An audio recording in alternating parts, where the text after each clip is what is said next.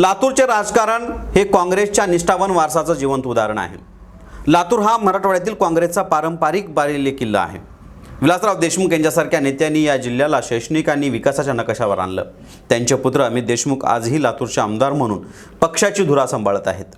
अलीकडच्या विधानसभा निवडणुकांमध्ये अमित देशमुख यांनी विजय मिळवला, ज्याच्यामुळे काँग्रेसची मुळे किती खोलवर आहेत हे दिसतं। शिवाय ज्येष्ठ नेते शिवराज पाटील चाकूरकर यांच्या निधनानंतर पक्षाने एकजूट दाखवली। काँग्रेसचे अध्यक्ष मल्लिकार्जुन खरगे यांनी लातूरला भेट देऊन पाटील यांना श्रद्धांजली सुद्धा वाहिली होती। मंडळी, अलीकडच्या स्थानिक निवडणुकांमध्ये पहिल्या टप्प्यातील महायुतीने जागा जिंकल्या, पण हे यश सत्तेच्या जोरावर आणि पक्षांतरामुळे मिळाले का असा देखील प्रश्न आहे। डिसेंबरच्या सुरुवातीला काही नेत्यांनी म्हणजे काँग्रेस नेत्यांनी भाजप आणि राष्ट्रवादीत प्रवेश केला, जसे की लातूरमधील प्रमुख पदाधिकारी। पण हे पक्षांतर सत्तेच्या लालसेपोटी झालेलं अशी देखील चर्चा आहे, निष्ठेने नव्हे बरं का। काँग्रेस नेते अमित देशमुख यांनी यावर सडेतोड प्रतिक्रिया दिली। काँग्रेस हा पक्ष नाही, तो एक विचार आहे। जे जातात ते सत्तेसाठी जातात, पण जनता आमच्यासोबत आहे असं त्यांचं म्हणणं आहे। मंडळी, या सगळ्यावरती आपण बोलणार आहोत। तुम्ही पाहताय ते जनमंतक मराठी। लातूरला निष्ठावंताचा वारसा आहे, परंतु जे निष्ठावंत आजच्या राजकीय दृष्ट्या निष्ठेची मुठमाती करून केवळ सत्तेच्या लालसापोटी खुर्ची मिळेल या आशेने पक्ष बदलतायत, किंबहुना त्यांनी बदललेत सुद्धा। त्यात पहिलं नाव जर घ्यायचं झालं मंडळी तर महापौर राहिलेले विक्रांत गोजमगुंडे यांचं। त्यांचा पूर्व इतिहास जर बघितला तर यांच्या वडिलापासूनच राजकीय वर्चस्वाचा संघर्ष पाहायला मिळतो। त्यांचे वडील हे काँग्रेसमधून भाजपमध्ये जाऊन माजी मुख्यमंत्री विलासराव देशमुख यांच्या विरोधात त्यांनी निवडणूक लढवली होती। त्यानंतर परत एकदा काँग्रेस पक्षाची साथ धरली। असं असताना देखील मुलाने ते सगळं खोडून मोडून काँग्रेसनं अत्यंत कमी वयामध्ये त्यांना महापौर करून सुद्धा नुकतंच त्यांनी काँग्रेस सोडून राष्ट्रवादी अजितदादा गट यांच्याशी सलगी केली आहे। कदाचित लातूरमधील राजकीय गणितांचा अभ्यास करून ही त्यांनी चाल खेळली असावी। त्यांना सुद्धा भाजपमध्ये जाण्याची इच्छा असू शकते। त्यामुळं जर आपण डायरेक्ट भाजपमध्ये गेलो तर लोकांना ते पचणार नाही, म्हणून त्यांची ही पहिली पायरी राष्ट्रवादी काँग्रेस अजित पवार गट असू शकतो कदाचित। आता दुसरं नाव म्हणजे ते चंद्रकांत बिराजदार। या महोदयांनी तर उघडपणे भाजपकडून निवडणूक लढवली, जिंकून सुद्धा आले आणि केवळ खुर्चीसाठी बंड केलं आणि काँग्रेससोबत जाऊन उपमहापौरपद मिळवलं।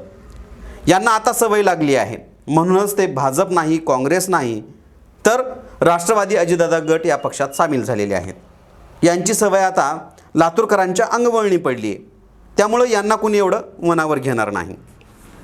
मंडळी, आता तिसरं नाव येतं ते म्हणजे विनोद खटके यांचं।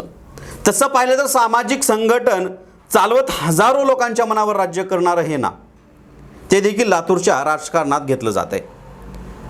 त्यांचा काँग्रेस पक्षाशी उघडपणे जरी संबंध नसला तरी थोडेफार का होईना काँग्रेस पक्षाशी त्यांचे हितसंबंध राहिलेले आहेत। त्यांनी 2019 लोकसभा निवडणुकीमध्ये काँग्रेसकडे उमेदवारी अर्ज दाखल केला। त्यानंतर राजकीय आरोपामुळे त्यांनी त्याच निवडणुकीमध्ये आपल्या संघटनेचा जो पाठिंबा आहे तो भाजपला देत हितसंबंध प्रस्थापित केले होते। त्यानंतर 2024च्या विधानसभा निवडणुकीत काँग्रेसच्या आणि भाजपच्या विरोधात जाऊन वंचित बहुजन आघाडीकडून ते मैदानात उतरले होते। आता त्यांचा फायदा काँग्रेसला झाला का भाजपला झाला याच्यावर एक वेगळं विश्लेषण कदाचित होऊ शकतं, परंतु ते आज वंचित बहुजन आघाडीत सुद्धा राहिलेले नाहीत। काल परवा वंचित बहुजन आघाडीने एक प्रसिद्धीपत्रक काढून त्यांना रामराम केलेला आहे। मंडळी, तसं पाहिलं तर लांबलचक लिस्ट आहे, त्यावर आपण बोलणार आहोतच, पण आजच्या घडीला एवढंच।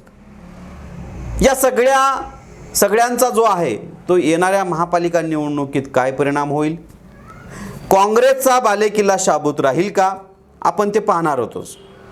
पण लातूरकर ही आता संभ्रमात आणि प्रश्नात पडले असतील की पक्ष बदलल्यानंतर निष्ठा बदलतात का, विचार बदलतात का। ज्या विचारसरणीचे आपण पाईक आहोत असं वारंवार हे राजकारणी सांगतात ना, त्या विचारसरणीचं त्यांनी पक्ष बदलल्यानंतर काय होतं, समाज या बदलाला कशा पद्धतीनं स्वीकारतो की नाकारतो हे आपण बघणार आहोत। मंडळी, तुमच्या काय प्रतिक्रिया असतील, तुमचं मत काय असेल तर आमच्या या बातमीच्या खाली, या व्हिडिओच्या खाली तुम्ही सांगायला अजिबात विसरू नका। अशाच प्रकारच्या नवनवीन अपडेटसाठी आणि माहितीसाठी जनमंतक चॅनलला सबस्क्राईब करा आणि पाहत राहा जनमंतक मराठी. धन्यवाद.